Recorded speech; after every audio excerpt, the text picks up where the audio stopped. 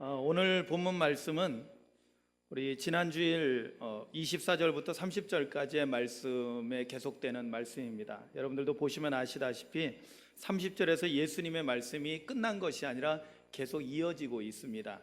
그렇지만은 지난주일 말씀하고 이번 주일 말씀하고 또 다루어져야 될 중요한 부분들이 따로 있기 때문에 30절로 끊고 31절부터 34절까지 말씀을 오늘 계속해서 보게 됩니다. 문제의 시작은 24절에 나온다고 그랬죠. 그 문제의 시작은 뭐예요? 지금 상황은 예수님은 오늘 밤이면은 이 밤이면은 붙잡히셔서 고난받으시고 십자가에 매달려 죽으셔야만 하는 상황이었습니다. 바로 십자가 죽음을, 십자가 고난을 바로 눈앞에 목전에 두고 있는 상황이었는데 제자들 사이에서 문제가 일어났다고 했죠. 그 문제는 서로 제자들이 누가 더 크냐, 그러니까 누가 더 공로가 있느냐. 그들은 무슨 생각을 했냐면 예수님이 예루살렘에 들어오셨으니까 이제 이스라엘의 왕이 되면은 누구의 공로가 더 크냐, 누가 더 주님을 위해서 더 열심히 일했고, 그래서 누가 더 공로가 많고 누가 더 높은 자리에 앉게 될 것인가에 대해서 그것을 서로 이야기하다가 결국에는 제자들 사이에서 다툼이 일어났다라는 보도를 하고 있고, 바로 그 문제에 대해서 이야기하고 있는 것입니다. 복습도 해야 되겠죠. 이 24절에 나오는 그 문제는 크게 두 가지 문제가 있다고 그랬죠. 하나는 내적인 문제고 하나는 외적인 문제입니다. 그리고 그 두 문제는 서로 연결되고 있다고 했어요. 그 내적인 문제는 어떤 문제라고 했어요? 우리 인간에게 있는 기본적인 욕망이 어떠한 잘못된 욕망이 되어지고 지나친 욕망이 될 때 그것이 어떻게 된다고 했어요? 탐욕이 된다고 했죠. 여러분, 모든 인간에게 욕망은 본성적으로 있습니다. 그래서 그거 자체가 죄일 수는 없습니다. 예를 들어서 배고픈 사람이 먹고 싶은 식욕이 생기는 것은 지극히 정상적인 것입니다. 그런데 내가 남들보다 더 많이 먹어야지, 내가 남의 것을 뺏어서 먹어야지 하는 그런 마음을 갖고 탐식을 하게 되면 그때서 어떤 죄가 되는 것이죠. 여기도 권력에 대한 것도 내가 남들보다 더 높은 자리를 차지하려고 하는, 내가 더 크다, 내가 더 크다라고, 내가 더 공로가 많다라고 주장하기 시작할 때 이 권력에 대한 욕망은 결국에는 탐욕이 되고 그것이 우리 내면의 큰 죄악으로 자리 잡게 된다는 것입니다. 그리고 이 내면에 있는 큰 죄악은 그냥 내면에 있는 것으로 머물러 있지 않고 필연적으로 외적으로 표출될 때 어떤 일이 일어난다고 했어요? 결국에는 다른 사람들과 충돌이 일어나게 되고 갈등이 생기고 그것이 다툼으로 번져나가게 되고, 그리고 싸움이 일어나게 되고, 그렇게 되면 어떤 일이 일어나요? 서로 사랑해야 될 제자들의 공동체가 무너지고 와해되는 일들이 일어나게 된다는 것입니다. 여러분, 이 문제에 대해서 예수님께서는 시몬 베드로에게 이렇게 말씀하십니다. 오늘 31절 말씀이 거기에 연결되는 것입니다. 보라, 사탄이 너희를 밀가부르듯 하려고 요구하였으나 라고 말씀합니다. 사단이 뭐 했다고요? 너희를, 제자들이죠, 제자들을 밀가부르듯 하려고 요구했다라는 거예요. 자, 밀가부른다라는 건 뭐예요? 우리가 예전에 이 키라고 해야죠. 키 맞나요? 예, 키. 옛날에 저희 어렸을 때는 자다가 오줌 싸면은 오줌 싸개들 그 키를 머리에다 씌워 가지고는 동네를 이렇게 실제로 이렇게 보냈어요. 가서 소금 얻어오라고. 제 친구들 가운데 그런 친구들도 봤습니다, 실제로. 예. 그런데 그 키가 뭐 하는 겁니까? 이렇게 까부는 거죠. 까불면은, 이 까분다라는 게 장난치고 이거 하는 게 아니고 뭐 하는 거예요? 이 까불면은 알곡은 안으로 들어오고 쭉정이는 바깥으로 던져지는 거죠. 참, 그거 제가 이게 잘 치시는 분, 아마 우리 권사님들 가운데도 잘 치시는 분이 있을 거예요. 참 희한하더라고. 이걸 몇 번 흔들면은 안에는 점점 하얀 쌀이 이렇게 있게 되고, 그리고 그 껍데기들은 다 바깥으로 떨어져 나가는 것을 저도 봤습니다. 이게 무엇입니까? 키질을 한다라는 거, 키를 까부른다는 거, 이 밀가부르듯이 한다라는 것은 뭐냐면 알곡과 쭉정이를 구분한다라는 것입니다. 알곡과 쭉정이를 구분한다는 거. 그런데 여기서 알곡과 쭉정이는 뭘 의미할까요? 사탄이 지금 밀가부르듯 한다는 거예요, 너희들을. 지금 너희들이 서로 권력이 누가 더 크냐라고 다툼이 일어났을 때 이것이 뭐냐면 사단이 지금 너희들을 밀가부를 하고 있다라는 거예요. 이게 무엇을 의미할까요? 그렇습니다. 사단은 알곡과 쭉정이를 구별해 가지고 사단이 노리는 건 뭘까요? 알곡을 노릴까요? 쭉정이를 노릴까요? 쭉정이를 노리는 겁니다. 쭉정이를. 여러분 잘 보세요. 사단이 밀가부를 타려고 요구했다라고 했어요. 요구했다라는 것은 뭐냐면 이겁니다. 알곡과 쭉정이를 나누게 되고, 알곡은 당연히 믿음의 사람이죠. 참된 믿음의 사람. 오늘 말씀 제목대로 진짜 믿음을 가진 사람이겠죠. 아멘이죠. 예. 근데 쭉정이는 뭐라는 거예요? 믿는다고 하지만은 가짜 믿음을 가진 사람들이에요. 껍데기죠, 껍데기. 그죠? 알맹이는 없는 껍데기잖아요. 예전에 시가 생각나네요. 껍데기는 가라. 예. 그렇습니다. 알곡은 진짜 믿음을 가진 사람이고 쭉정이는 가짜 믿음을 가진 사람이에요. 제자들 안에서 일어나는 겁니다. 사단은 지금 밀가부를 듯이 까불어 가지고 알곡과 쭉정이를 나눠서 진짜 믿음이 있는 사람, 가짜 믿음이 있는 사람을 나눈 다음에 가짜 믿음을 가진 사람에 대해서는 자기의 소유권을 주장하는 거예요. 이놈들은 내 겁니다 라고, 이걸 달라고 요구한다라는 것입니다. 여러분, 그렇다면은 이게 남 이야기가 아니라 오늘 우리 교회 공동체 안에도 그대로 적용되는 문제라는 것을 깨닫기를 주님의 이름으로 축원합니다. 사단은 항상 우리를 흔듭니다. 왜 흔들을까요? 이게 진짜인지 가짜인지를 보려고 하는 거예요. 진짜면은 주님의 소유된 거기 때문에 건들지 못합니다. 그런데 가짜들은 요건 아무 소용이 없거든. 가짜들은 주님을 진정으로 믿지 않고 그 안에 주님이 안 계시거든요. 껍데기만 있거든요. 가짜 믿음을 가진 사람들은 요건 내 밥이네 하고는 사단이 붙잡아가서 종로로 타는 거예요. 사단의 종으로 부려먹게 되는 것입니다. 사랑하는 성도 여러분, 사단이 하는 일은 이런 거예요. 결국에는 사단이 하는 것은 가짜들, 믿음 없는 사람을 붙잡아 가려고 하는 거예요. 빼앗아 가려고 하는 거죠. 그렇지만 주님께서는 무엇을 하셨습니까? 여러분, 오늘 32절에 보니까 그러나 내가 너를 위하여 내 믿음이 떨어지지 않기를 기도하였다라고 말씀하십니다. 여러분, 내 믿음이 떨어지지 않기를 기도했다는 것은 뭐예요? 바로 베드로를 비롯한 제자들의 믿음이 참된 믿음, 진짜 믿음을 갖기를 중보기도 했다라는 것입니다. 하나님 앞에 그것을 구했다라는 거예요. 하나님, 저들이 참된 믿음, 진짜 믿음을 갖게 해주세요 라고 하나님 앞에 간구했다라는 것입니다. 여러분, 진짜 믿음을 가진 사람이 되시기를 주님의 이름으로 축원합니다. 진짜 믿음을 가진 사람이 알곡이고요, 이런 알곡이 주님의 소유가 되는 사람입니다. 그리고 그 사람이 주님과 함께하는 온전한 믿음의 삶을 살아갈 수 있게 되는 것이죠. 여러분, 마귀 사탄들이 이러한 영적인 것들에 대해서는 우리보다 더 잘 압니다. 사실 우리는요, 참 제가 이렇게 목회를 하면서 궁금할 때가 많아요. 궁금할 때가. 목사님들도 그렇고 장로님들도 그렇고 권사님, 집사님들 모든 신앙생활을 잘한다고 하는 분들도 잘 보고 있으면은 이게 진짜 믿음인가 가짜 믿음인가 참 의혹이 생길 때가 많습니다. 저 자신으로부터 비롯해서 목사님들도요, 이렇게 가만히 보고 있으면 저 목사님이 진짜 믿음이 있는 사람일까? 진짜 믿음이 있을까? 아니면은 겉으로는 그럴듯하지만은 가짜일까? 여러분, 이건 굉장히 심각한 문제거든요. 왜냐하면 우리의 생사가 달린 문제예요. 여러분, 우리가 구원받는 것이 무엇으로 구원받아요? 믿음으로 말미암아 우리는 하나님께 의롭다함을 인정받고 그것이 바로 하나님께 구원받는 길입니다. 우리의 믿음이 하나님께 인정을 받는 믿음이 되어야 한다는 거예요. 그러면 내가 믿는다고 해서 다 믿는 게 아니에요. 그것이 올바른 게 아니에요.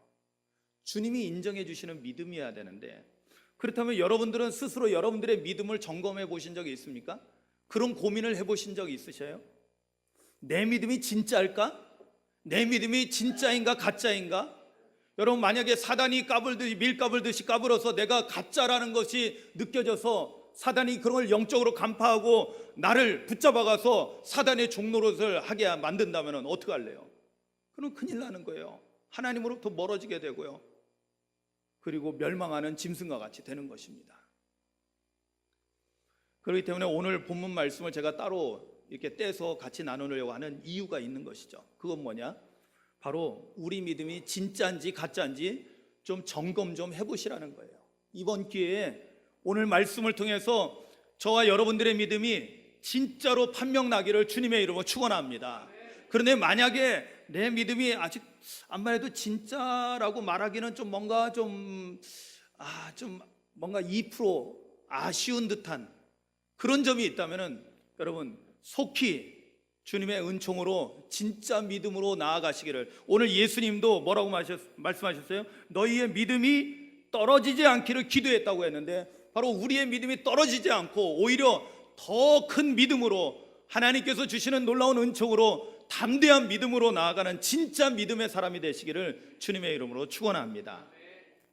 그렇다면 진짜 믿음을 위해서 우리가 점검해야 될 것이 두 가지 측면으로서 좀 우리가 점검을 해봐야 됩니다. 두 가지 측면으로. 첫 번째는 믿음의 주체가 누구인가를 여러분들 한번 파악을 하셔야 돼요. 믿음의 주체. 그러니까 누가 믿느냐예요. 누가.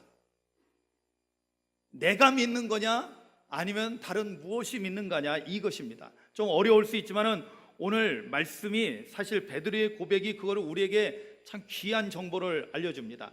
33절 말씀을 여러분 보세요.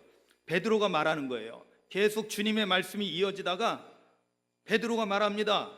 주여, 내가 주와 함께 옥에도 죽는 데에도 가기를 각오하였나이다 라고 고백합니다.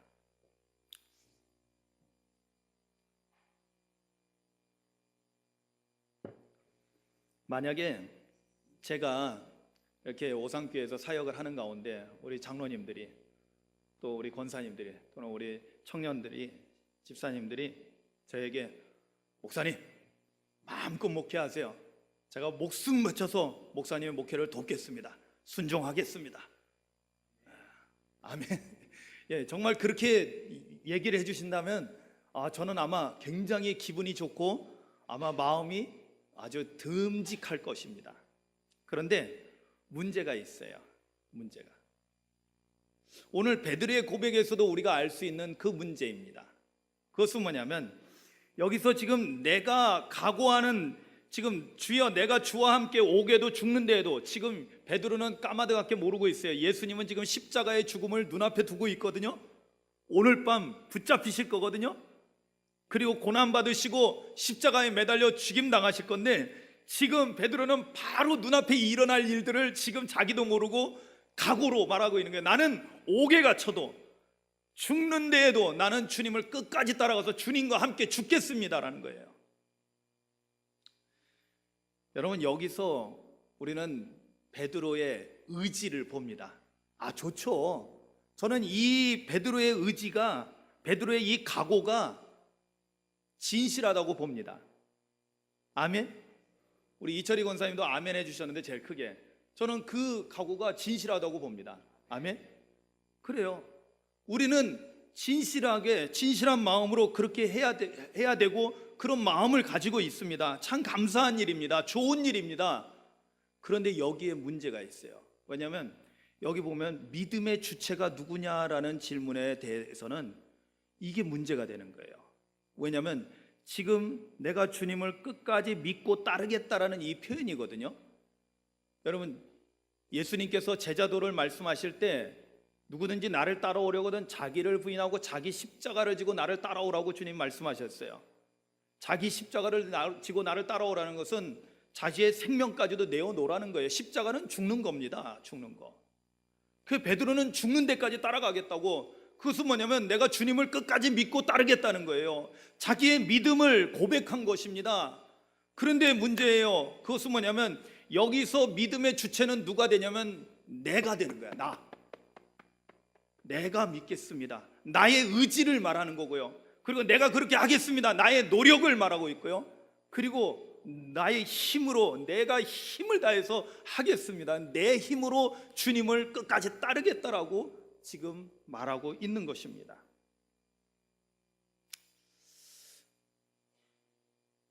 차후에 우리가 다뤄지겠지만은 22장 뒤에 54절 이하에 쭉 보면은 예수님께서 말씀하신 대로 베드로는 그래도 어느 정도는 따라가려고 합니다.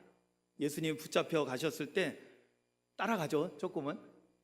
그래요. 노력을 한 거예요. 노력은 나름대로 노력은 한 거예요. 그런데 나름대로 노력을 했지만은 어떤 일이 일어나요? 어린 종이 물어봤을 때 너도 저 사람하고 같은 일당이 아니냐라고 했을 때 3번씩이나 예수님을 부인하게 됩니다. 이건 뭐예요? 어린아이의 그 말 앞에서 그는 아무것도 할 수 없었던 거예요. 어느 정도 노력은 해봤지만은 그 노력은 중도 하차하게 되고, 그리고 자기의 힘으로 뭘 해보려고 했지만 할 수 있는 것은 아무것도 없었던 것입니다.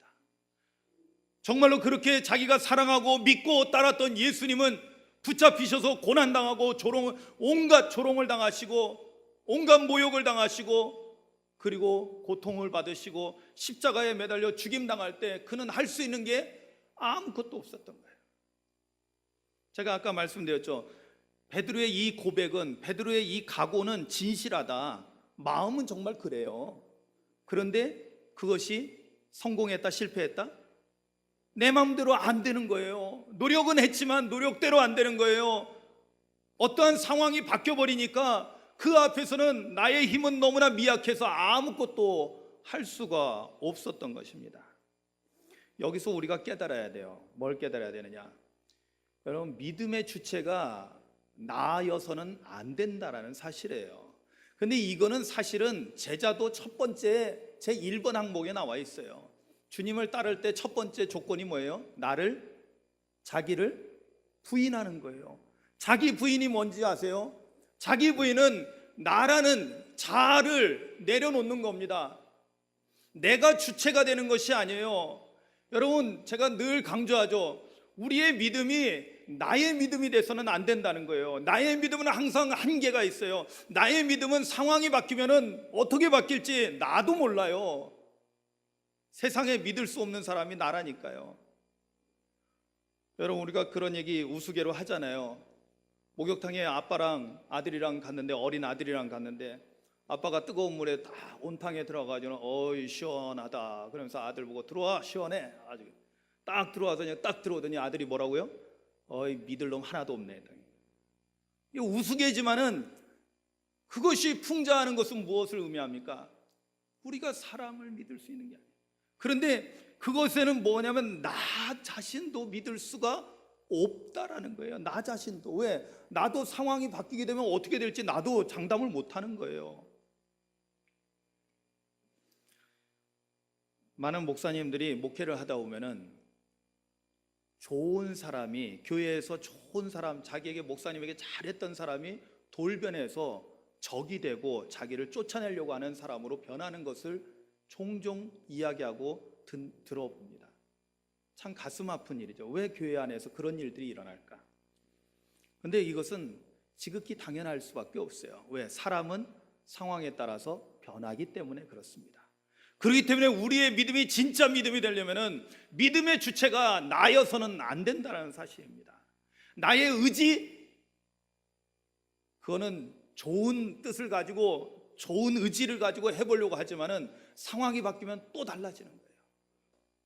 여러분, 그렇다면은 나의 의지가, 나의 노력이, 나의 힘이 때에 따라서는 아무 소용이 없다는 것. 특히 믿음이라는 영적인 문제에 있어서는 오히려 나라는 존재는 오히려 방해가 되는 요소, 장애가 된다는 거예요. 그러니까 예수님이 나를 따르려면 자기를 부인해야 된다고 첫 번째로 말씀하신 거예요. 그렇다면 믿음의 주체가 내가 아니라면 그러면 내가 믿는 믿음은 어떤 믿음일까요? 어떤 믿음이 되어야지 진짜 믿음이 될까요? 오늘 우리가 찬양한 것 가운데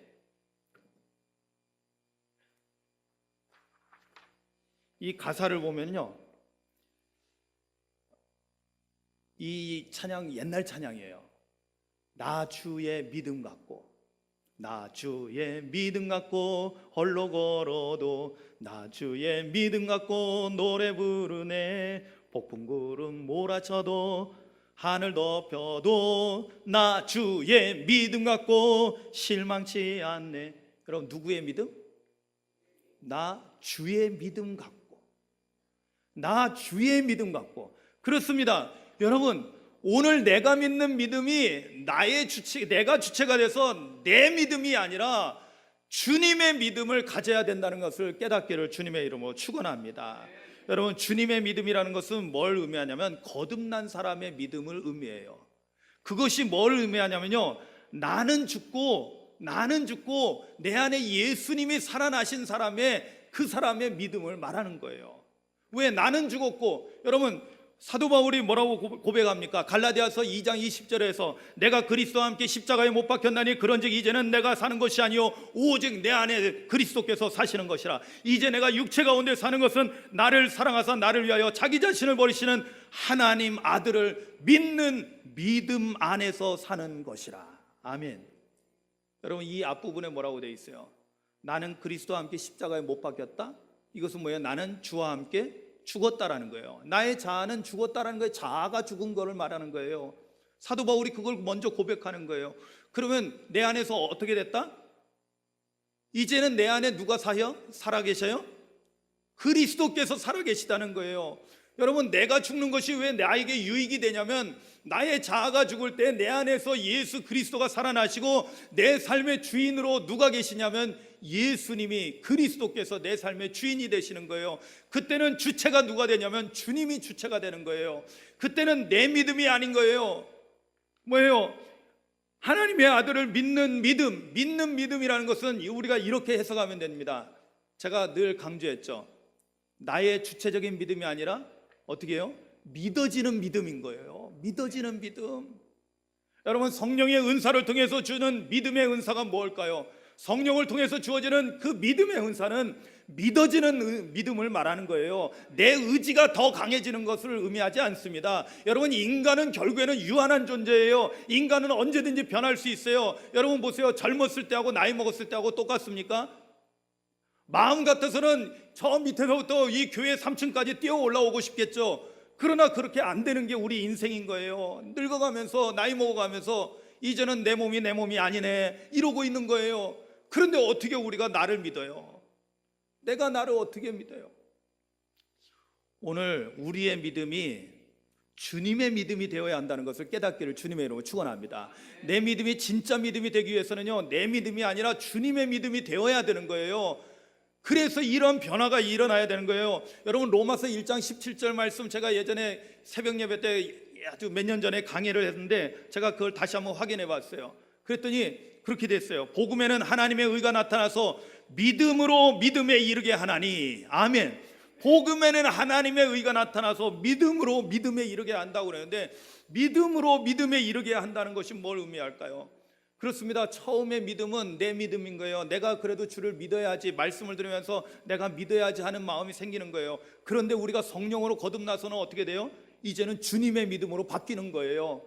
여러분, 기독교는 변화의 종교잖아요. 물이 변해서 포도주가 돼야 되잖아요. 아멘이죠? 마찬가지예요. 나의 믿음이 변해서 주님의 믿음이 변해야만이, 주님의 믿음으로 변해야만이 내 믿음이 진짜 믿음으로 확정되는 것입니다.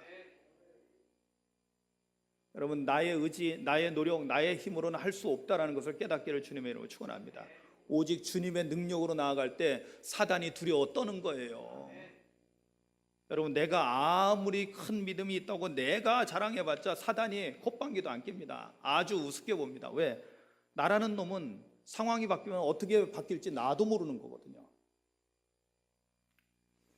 그렇기 때문에 우리는 첫 번째로 믿음의 주체가 누구여야 된다?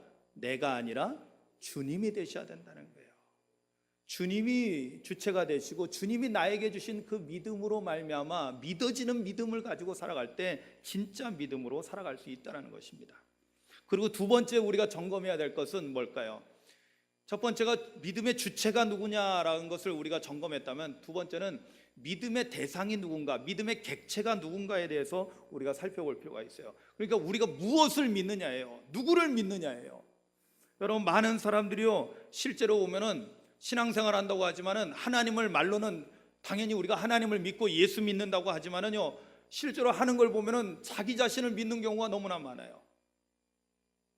아까랑 같은 맥락이에요. 내 의지를 가려고 하는 사람은 뭘 믿는 거예요? 자기 의지를 믿는 거예요. 내 노력으로 하려고 하는 사람은 뭐예요? 자기 노력을 믿는 거예요. 자기 힘으로 하려고 하는 사람은 자기의 힘과 능력을 믿는 거예요. 다른 사람을 잘 못 믿어요. 하나님도 못 믿어. 그러니까 여러분, 제가 기도하지 않는 사람들에 대해서 왜 안타까워하냐면요, 우리가 믿는다고 하면서도 무슨 일이 있을 때마다 기도하지 않는 사람들 보면 참 도대체 하나님을 믿는 건지 자기를 믿는 건지 알 수가 없어요. 분명한 사실은 기도하지 않는 사람은 하나님을 믿지 않는다는 거예요. 왜? 하나님 앞에 도와달라고 안 하거든. 하나님 앞에 묻지도 않거든요. 자기 생각대로, 자기 마음대로, 자기 의지대로 합니다. 그러니까 그 사람에게는 믿음의 대상이 하나님이 아닌 거예요. 자기를 믿는 거예요. 그런 사람은 가짜예요, 가짜. 그러니까 사단이 그런 사람들을 우습게 알고 자꾸만 와서 유혹하고 걸려 넘어지게 하는 거예요. 또 한 가지 있어요. 여러분, 다른 것을 믿는 사람들이 상당히 많습니다. 세상 사람들이 그렇다는 것은 이해가 가지만 오늘 교회 안에서도 그런 사람들이 있는데, 그건 뭐냐면 돈 같은 물질을 믿는 사람이에요. 돈 없으면 사람 구실 못한다고 이런 생각하는 사람들이 교회 안에도 많습니다. 여러분, 이 말이 맞다고 믿는다면 여러분들은 돈을 믿는 사람이 되는 거예요. 하나님을 믿는 것이 아니라. 여러분, 하나님께서 우리가 돈이 많아서 우리를 사랑하시고 우리를 어여삐 여기십니까? 하나님, 우리가 똑똑해서, 하나님이 우리가 잘나서 우리를 긍휼히 여기시고 우리에게 은혜를 베푸십니까? 천만의 말씀이요. 오히려 우리가 너무나 부족하고 불완전하고 세상에서 작은 자를 향해서 하는 것이 나에 대해서 하는 거라고 말씀하실 정도로 오히려 가난하고 병든 자들을 불쌍히 여기시고 친구가 되어주신 분이 우리 주님 아니십니까? 오늘 우리 교회가 지금 잘못돼 가고 있는 거예요. 교회가 이렇게 커지고 부흥하고 엄청나게 된 거 하나님의 복이라고 하면서, 그러면서 오늘날 우리는 변질되는 그런 상황 속에 있는 것을 감지하지 못하고 있는 거예요. 여러분, 돈 같은 물질 또는 사람을 여러분 믿음의 대상으로 삼지 않기를 주님의 이름으로 축원합니다. 우리가 믿어야 될 분은 오직 하나님이십니다. 아멘. 우리의 믿음의 대상을 여러분 정확히 하시기 바랍니다. 물론 여러분들이 다 그렇다라고 얘기하겠죠. 나는 하나님만을 믿습니다. 그러나 실제로 그러냐 이거요. 정말로 사단이 밀가부를 듯이 까불었을 때 정말로 내 믿음이 진짜인지, 내가 정말로 하나님을 온전히 믿는지, 여러분 그것을 여러분들 판명 받으시기 바랍니다. 그러기 위해서 우리 맨 마지막 구절 34절이 중요합니다. 여러분, 33절에서는 베드로가 자기의 각오를 말했습니다. 그때 예수님께서 이렇게 말씀하시죠. 이르시되 베드로야, 내가 네게 말하노니 오늘 닭 울기 전에 내가 3번 나를 모른다고 부인하리라 하시니라. 아멘. 여러분, 우리가 하나님을 믿는다는 것이 뭘 의미할까요? 하나님을 믿는다는 것은 구체적으로 하나님의 말씀을 믿는 거예요. 주님의 말씀을 믿는 거예요. 주님의 말씀을 믿고 주님 말씀대로 살아가는 것입니다. 그것이 진정으로 하나님을 믿는 사람들의 모습인 거예요. 여러분들이 주님의 말씀을 듣고도 세상에 나아가서는 내 생각대로 살아간다면 아까 말씀드린 대로 여러분들은 주님을 믿는 것이 아니라 여러분들의 생각을 믿고 여러분들 자신을 믿는 거죠. 돈을 따라가는 사람, 돈에 급해가지고 돈 없어서 절절매고 돈 없으면 힘 빠지고 돈 있으면 으쓱거리고, 그렇다면 여러분들은 하나님을 섬기는 것이 아니라 돈을 섬기고 있는 것이죠. 여러분 믿음이 진짜라고요? 한번 심각하게 점검해 보시기 바랍니다. 왜냐하면 이것은 우리의 구원에 관한 문제예요. 영생에 관한 문제입니다.